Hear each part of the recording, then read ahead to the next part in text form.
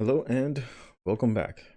Well, taking a look at the numbers for today, we're at 186,932.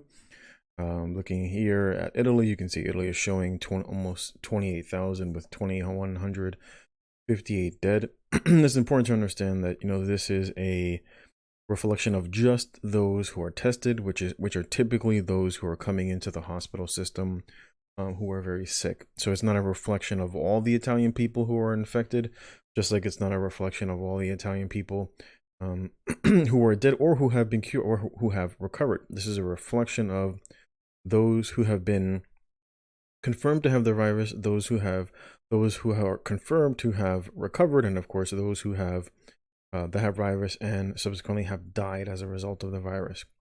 So it's in Italy, they're having a very hard time combating this because they were very late to the party of shutting down.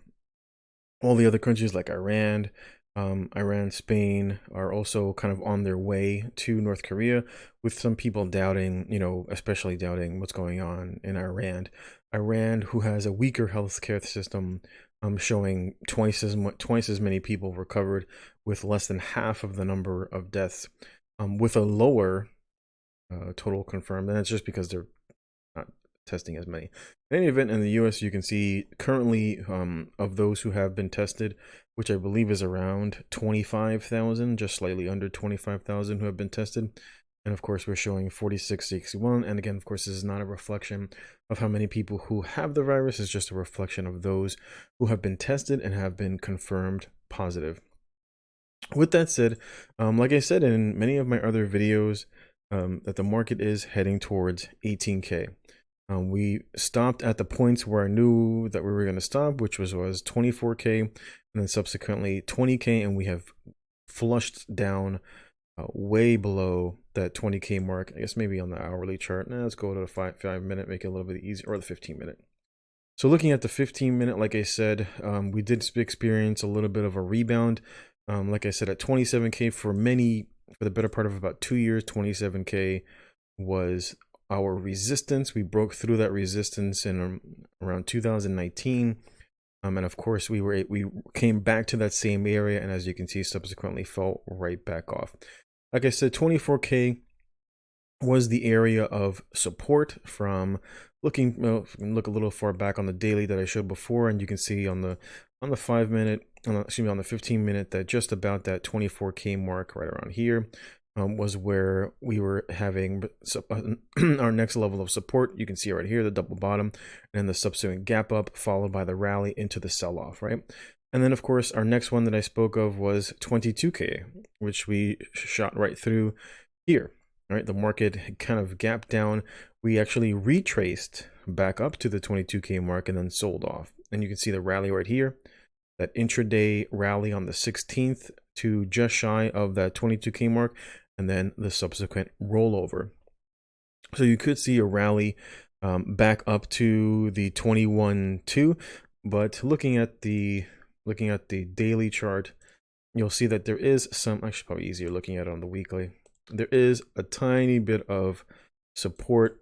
You can see right here that was at the 20K mark, and it seems like a fairly weak support. We had much more support here at the 22K mark, and as well as support, or what should have been a support at the 27 mark that you can see right here for the better part. And then 24K was a rebound. So looking to see more than likely where we will hit probably at some time this week. We will definitely test that 18K mark. I think by the time all is said and done, we will more than likely break through the 16,000 mark. I know there are a lot of people that have watched several YouTube videos, people posting, my 100K M1 Finance, portfolio, and they're dumping money into this current market. I would recommend that you do not put in large amounts of money, or at the very least, like I did, I put them in at the marks that I spoke about. The 24K, I added a little bit. When we hit 22K, I put a little bit. And then when we hit 18K, I will subsequently add a little bit more. But I'm adding very small amounts. Looking at my activity on my N1, you can see that when I do add, I'm adding just a little bit of money. My goal is, like I said before, to add, at the very least, 1,000 a month. But I'm strategically picking points where when I see, like, for example, when the market came down 3,000 points, I added a little bit more to the portfolio. When the market pulled back down to that 22 mark, I added another 250. So I'm adding a little bit because I know the market is going to pull back. We are just at the beginning. So it's important to understand that you have a lot of time. There's no need to rush, that you're going to miss the boat. I know on YouTube, it's YOLO. It's a YOLO, or the FOMO, a fear of missing out. And you will have ample opportunity to find those cheap stocks. We are literally at the beginning of this downturn within the market. The market has lost just shy of 30% of its value.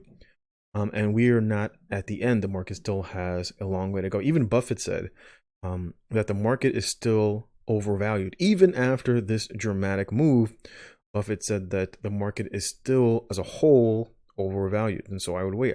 If you've got a little money and you have an X amount of dollars that you want to allot every month into your M1 portfolio, try to break it up into, maybe, if we come down to the 18K, you'll put in maybe half of it, or a quarter of it, or a third of it. Don't allocate all of your money all at once. Also, if you're looking at your portfolio, be sure to find stocks, for example, that are maybe a little more safer, things like certain tech stocks, like maybe Microsoft, or maybe you're waiting for, things like Caterpillar. Caterpillar is a very good buy for long term, very long term. People are putting their money into CCL. I think there was one streamer, what was his name? I forget his name. And he bought at $36. He bought like $10 or more $1,000 worth at the $36 mark. And look at the stock right now. For all those people that were like, yeah, we're going to get Carnival Cruise. Carnival Cruise is so cheap. Carnival Cruise is so cheap. Everybody needs to get in. And then look at the stock price now, right? These are people who have very little forward thinking about how the stocks are going to rebound. People buying, for example, the airlines. I saw people who were telling people to invest in the airlines, and look at the airlines now. The airlines came down from very far from 28, lost just about half their value. CCL, Royal Caribbean, etc. A lot of these stocks have lost huge amounts of their market share, and will continue. The Dow futures are looking a little bit higher today, 221, which is really not all that great in comparison to where we've been.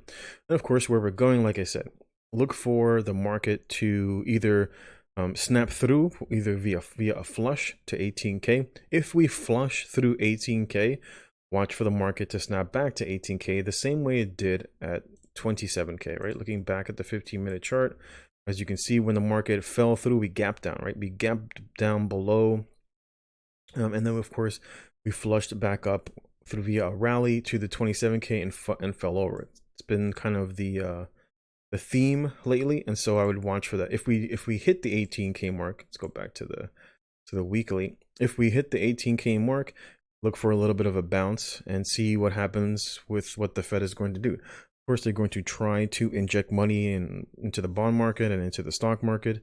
But as we saw yesterday with that 3,000 point down day, that even despite doing that the market knows that they have the wrong agenda. They're trying to save the market, when really what they should be doing is worrying about saving the people who make up the economy. And so I would say, if you start to see, which is why you're seeing like all the different lockdowns, etc., that's going down, they're doing everything very slowly. It's not like China or what you see like in Korea, where they kind of immediately lock down huge portions of the area. They're very late to the party because they know that they've been telling the American people that there's nothing to worry about. There's nothing to worry about. It's just like the flu. Trump said it's here today, it'll be gone tomorrow. We're doing amazing things, etc. But like I said, look to see how the market reacts to what the government is doing at the 18K mark. And if you see a flush down, like for example, a gap down below the 18 mark, know that we will hit 16 and watch for a rebound to 18 and the subsequent sell-off. Like I said, back in looking at the downturn of the 2008 to 2009 correction, you can see that the market flushed below that 8K. Might be a little hard. Maybe you can see it on the monthly. Actually, let's expand it out. You can see it a little bit easier right here. Like I said, the flush down below 18, we can kind of a little difficult because of the volume. You can see we came all the way down to about 6,500. We snapped back up over the course of several weeks, right? You can see that here, several weeks where the market then subsequently retested 8K and then made higher, then subsequently started making higher lows, right? Or higher highs, etc. So that's what I would look for if you are looking for to make some long-term investment. Picking the bottom is a very bad idea, especially when you don't know where the bottom is. A lot of people who were buying here when they saw the market rally, thinking that the market was going to continue to go higher, really suffered as they saw their accounts kind of get reduced by 90%. Many people got shaken out. Many people who were buying on margin were forced to sell their stocks. During a time like this, you might actually need the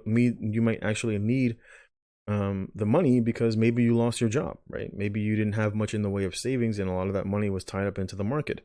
And so a lot of people maybe needed that money to live, and they were forced to sell at a bad opportunity and at a bad time, and subsequently then missed out on the rally because they were afraid of revisiting that same scenario.